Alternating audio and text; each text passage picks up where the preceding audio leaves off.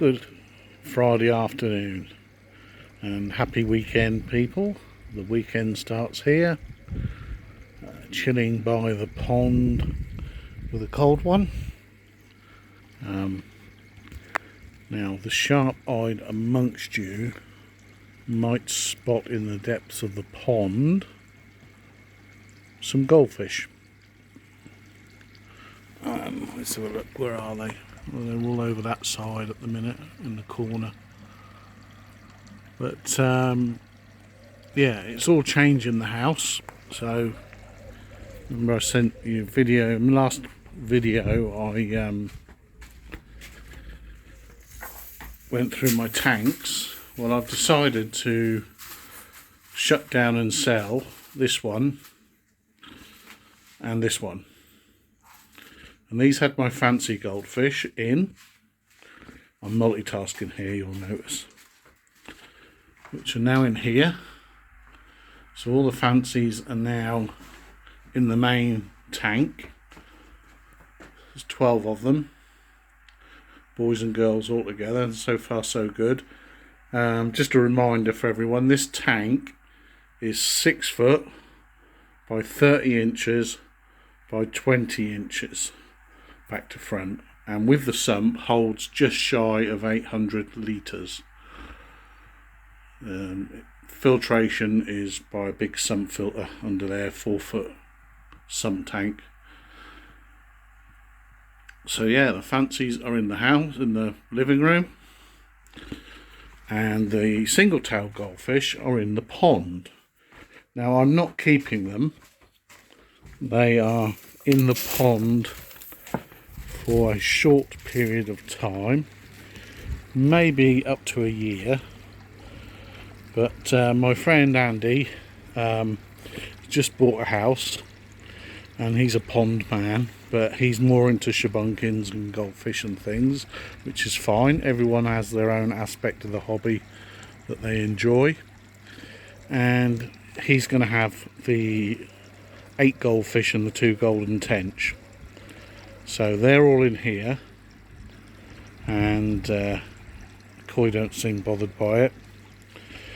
Now, talking of the koi, I am waiting some tamadine to arrive, because I don't know if you'll see it, but just there, Sharo's got a sore on its back. I'd been sort of giving it a week or two to see if it would clear up on its own. It's nothing horrendous, but I've been and bought some sedate today because I was out of sedate, and I'm just waiting for some tamadine through the post, and as soon as that arrives I will have the Sharo out and just give it a treatment with some tamadine and some propolis, and hopefully that will clear that little red mark up before it becomes anything too serious. But all the other fish are fine, no one else has any knocks or bumps. So I'm just currently topping the pond up because I cleaned the nexus this morning. So it's on a nice slow refill, in fact it's nearly done. Anyhow, waffled on enough in this segment, I'll catch you in the next bit. Well, welcome back. And I've loosened the net because I'm about to get the Sharo out, which could be a mission, but we'll see how that goes. I've got 20 litres of water in the inspection bowl, and that has the required amount of koi sedate. So I've got, that's the sedate. I've got wound clean here, so I'm going to clean the wound, and then I've got tamadine to put on the wound. I don't know whether to put some propolis over the top of the tamadine, might do that as well. Got a mat to lay the koi on, some towels, so we're all good to go. Back to you in a bit when the utsuri's in the bowl. Right, welcome back. Well, I caught her pretty easily, to be honest. She's always been one of the easiest fish in the pond to catch since I've had her. You can see the mark just here. that looks like there's a bit of infection under a couple of scales. So what I'll do is I'll use the wound clean to get under the scales and get rid of that, and then pop her back in. I think one of the grass carp just tried to have a little jump, but the net's on, so she's sedating quite nicely. So I'll get back to you when she's back in the pond. I'm here on my own, so I've got no one to film me actually doing the treatment. It's probably a good thing with my shaky hands. So back in a bit. Welcome back. Sharo's just been treated. There she is, getting her bearings back after being sedated. There's a little bit of inflammation on a couple of fins as well, which might have been carp pox, so I put a bit of tamidine on that as well. Where that flare up was on her back, I actually pulled the two scales out so that I could clean it all out properly. Those scales will grow back pretty quickly.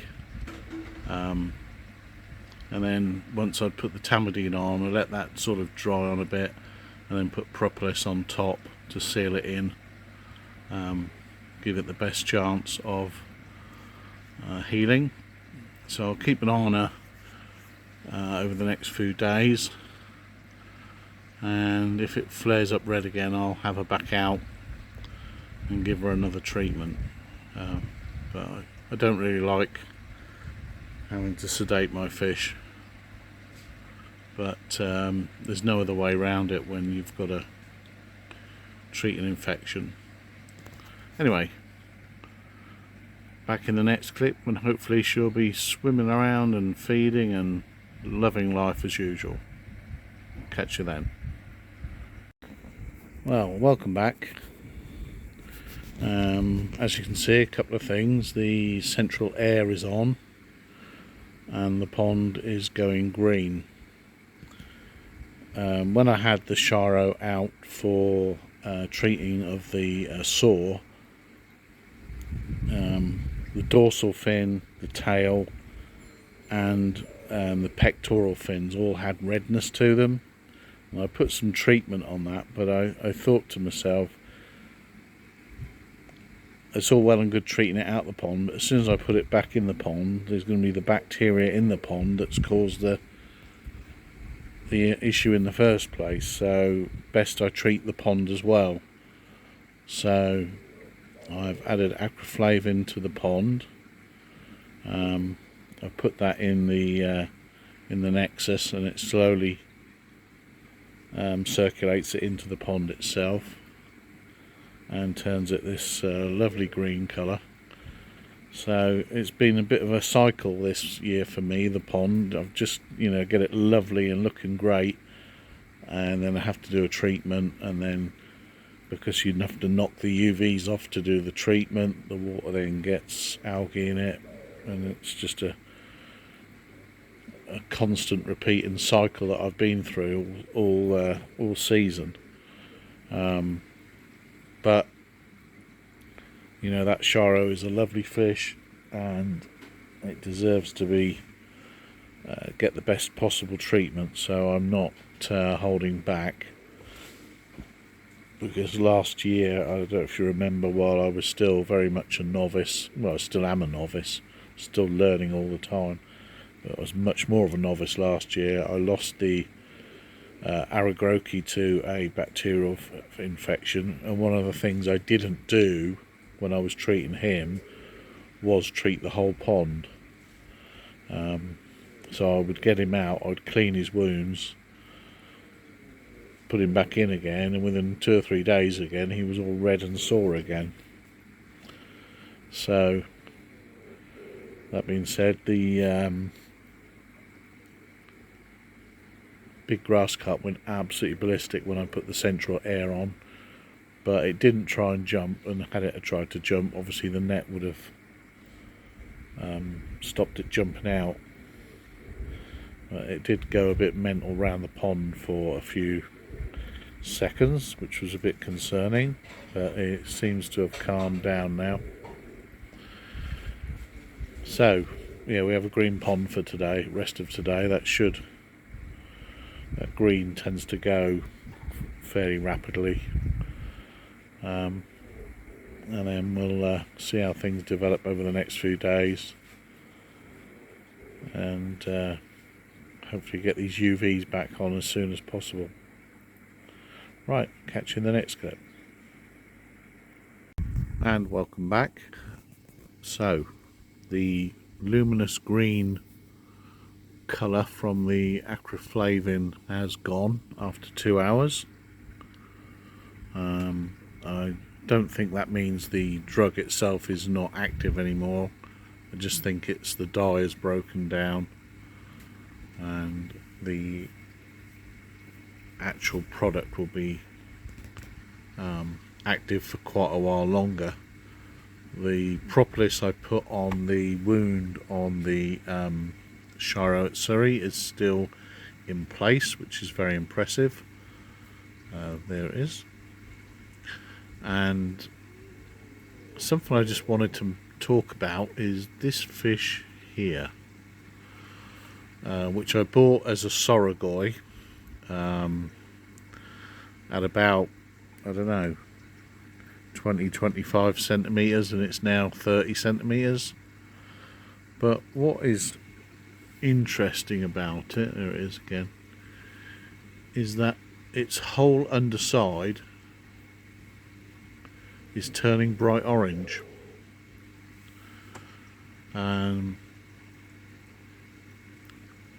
So I guess it's not a pure sorogoi. Maybe is it a late developing asagi, or is there some sort of crossbred genes from another type in it? I don't know. But like I say, it's going bright orange along its underside. I'm not disappointed by the fact, just, you know, it's obviously not going to stay bluey grey. Yeah, there you go, see it there. Just caught it as it came into the light there, and you just saw the orange develop where it's developing. So anyone the wiser could let me know if this is some sort of normal manifestation of an asagi. I would be appreciative. Probably going to wrap this week's video up there, and catch you in the next one.